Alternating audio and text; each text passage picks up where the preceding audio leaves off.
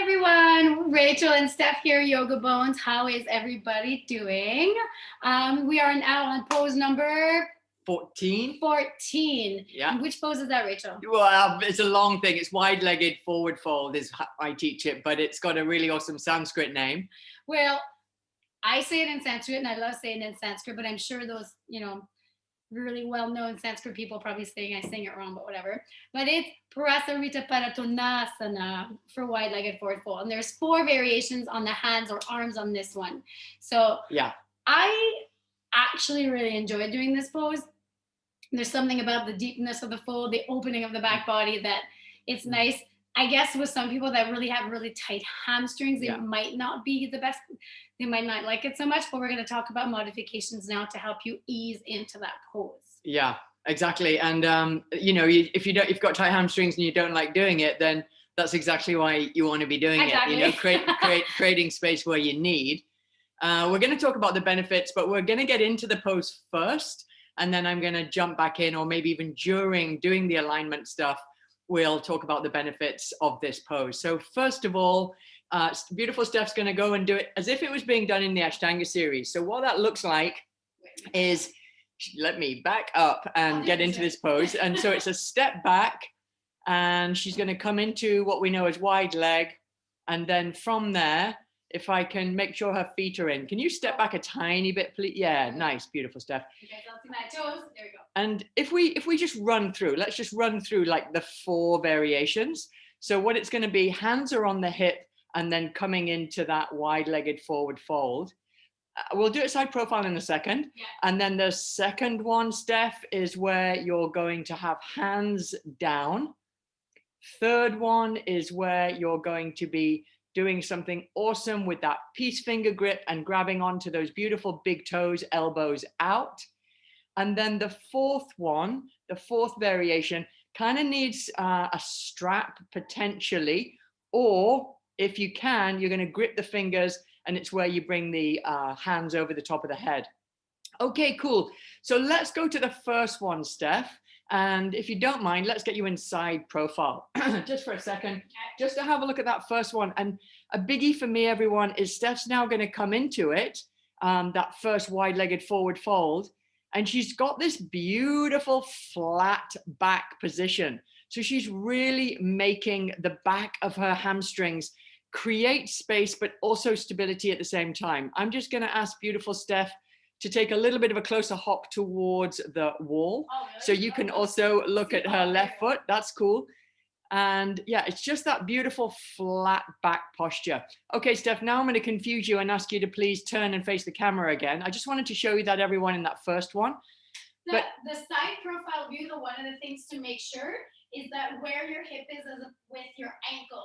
Because a lot of times if we're flexible in the hips, people really shoot back here, as opposed to keeping that alignment with your hip over your ankle. So there's no spilling backwards. Yeah, nice. Thanks, Steph. Yeah, it's because it's too easy to do. That's the weakness point. And to be forward like that requires a lot of stability. Okay, cool. So I'm going to just throw in one of my key benefits and one of my key alignment points. So just show me, if you will, the first one or the second one, actually. Let's go straight into the second one with the peace finger grip. Oh, okay. So everyone, what I really need you to be doing, and my key benefit here, is to be being very aware of your body weight through the outer column of your feet. So what we need to do in each of our yoga poses, everyone, is be balanced on each of the, let me do that again, balance, Rachel, each of the 4 corners of your feet. So in a pose like this, it really gives us an opportunity to know where the outer border of the foot actually exists. As soon as you do that, everyone, there's an activation of your inner thigh muscles, adductors, and there's also that lengthening. It's a bit like in the first one, there's an activation of the hamstring muscles, but also a lengthening at the same time. This is exactly what we want in your yoga asana practice. Steph, you wanting to say something, please? Well, no, you said everything, but what I love about this one is that the activation of the big toes, if you listen to the previous video, we talked about that, is because usually a lot of the times what I'll see is people, they kind of round out to the outer edges, And yes, you feel like your inner arch is popping up, but it's not a good thing because your big toe is also popping up. Yeah. So having this little yogi toe is like you're anchoring through the big toe mound, which immediately activates your inner thighs. Yeah. That was a loud clap. So I really enjoy that one. The modification for this one would be just bend your knees because it has to do with your hands. Blocks are coming later, but not for this variation. So if you need to do this when you bend the knees, get your head down and just practice extending the legs, getting the elbows out. You look like a little frog. Yeah, absolutely.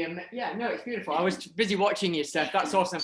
So modifications for somebody that does have sort of tight hamstrings or tight inner thighs is basically to put your hands, if we're coming into the second one, sorry, which is palms down, you would then use the blocks. Absolutely fantastic. Remember, your blocks have 3 heights.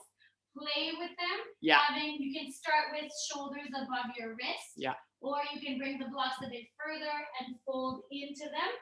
This one, ideally, we want to get into the back of the legs. So we want to use the blocks so we're able to get that extension of the hamstrings from the heel all the way up to the middle of the glutes. So a beautiful modification, certainly in that first one, everyone, so that you know that you're feeling, again, because Steph didn't see me, did she? Because she had her head down when we did the 4 corners of the foot. So it's to know that you're planted into each area. Just such beautiful activation of the entire muscular chain as you need it to be. The other modification that beautiful Steph was going to show us is in that 4th one. Ideally, everyone, sitting at desk jobs, tap, tap, tap, and it's basically tight shoulders, tight neck, so super common. So if going into that 4th position with the forward fold and you want, let's not even call it need, you want to use a strap to enable the opening of the front of the shoulders as it's designed without stressing your neck, your shoulders, your elbows, and your wrists, then what beautiful Steph has got is just the strap between both hands so that she's able to then take her shoulders into further end range without pinching into that medial rotation, that internal rotation position. So there she goes again, showing off her gorgeous waist. The grip, and while she backwards, so the palms are away from your body, so the grip is backwards. And this one, if I do it this way, depending on your shoulder mobility, by all means, widen the strap. Go as wide as you need to go down.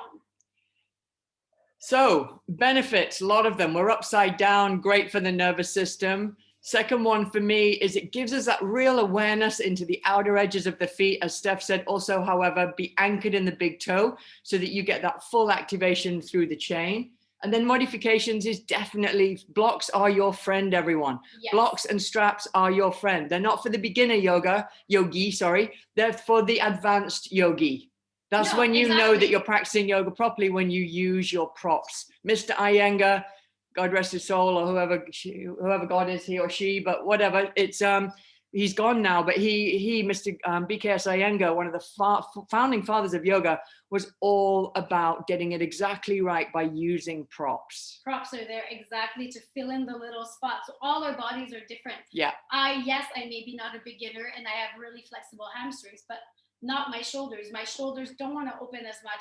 This one just, coming over an injury. So the last thing I'm going to do is push it into it. So this is where this comes in. Yeah. So exactly. I'm not a beginner, but I love my strap because it helps me get into the full expression of the pose. Yeah. And this pose, if I could say one last thing, is that opening of that whole posterior chain from the back of your head to the back of your heels. Woo! I know, right? I'm like, so get into that pose, you guys. Please let us know what you think. If you have any questions or anything, we're here to answer you. So go have fun on your mats.